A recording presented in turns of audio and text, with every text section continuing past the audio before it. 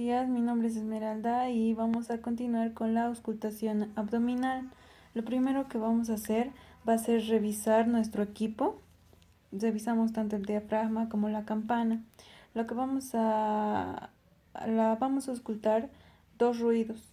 Uno que va a ser el ruido hidroaéreo, que va a ser por el diafragma, y el ruido vascular, ruidos vasculares, que vamos a escuchar por la campana. Entonces, empezamos con los ruidos hidroaéreos.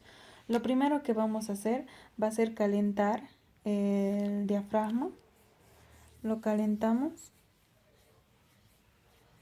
Hay distintas maneras de realizar la auscultación abdominal. Una de ellas es poner el diafragma en el mesogastrio, aquí, mesogastrio,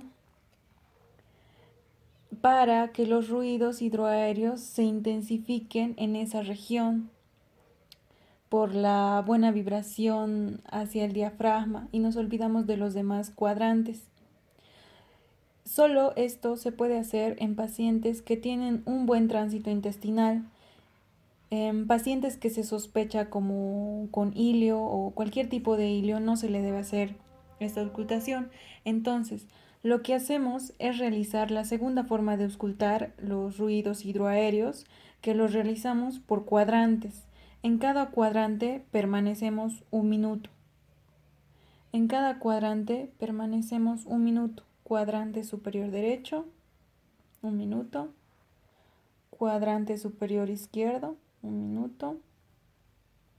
Cuadrante inferior izquierdo, un minuto. Esto siempre debe ser debe seguir las manecillas del reloj. Seguimos al cuadrante inferior derecho. Y esa sería la segunda forma de buscar los ruidos hidroaéreos. Ya para la tercera y última manera de considerar, debemos considerar el tamaño de la pared abdominal. En pacientes que tienen el tamaño abdominal muy prominente o en pacientes endomorfos, lo que se debe hacer es la técnica de L.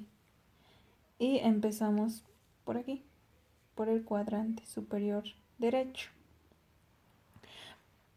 Donde empezamos en el cuadrante, esta técnica nos sirve en pacientes que tienen ruidos hidroaéreos hipoactivos. En la sospecha de ruidos hipoactivos se usa esta técnica en L. En cada cuadrante por lo menos debemos estar 20 segundos. Y seguimos así en forma de L. Siempre siguiendo las manecillas del reloj.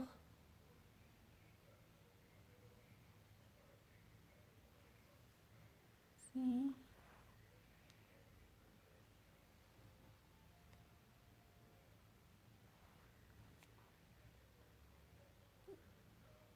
Y esa es la tercera forma. Ahora vemos los ruidos vasculares, donde colocamos cambiamos a la campana y con la campana colocamos al epigastrio o en los flancos. Podemos ponerlo también en los flancos. También se puede poner en las fosas ilíacas, aunque no es muy común oír ruidos como soplos o turbulencias. Lo más común es el epigastrio y los flancos. ¿Ya?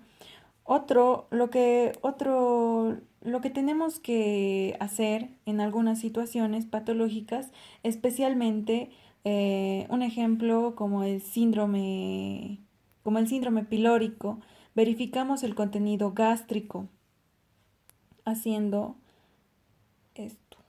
Verificamos el contenido gástrico.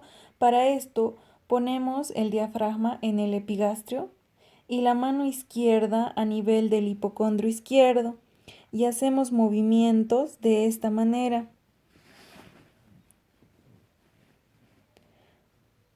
Eso.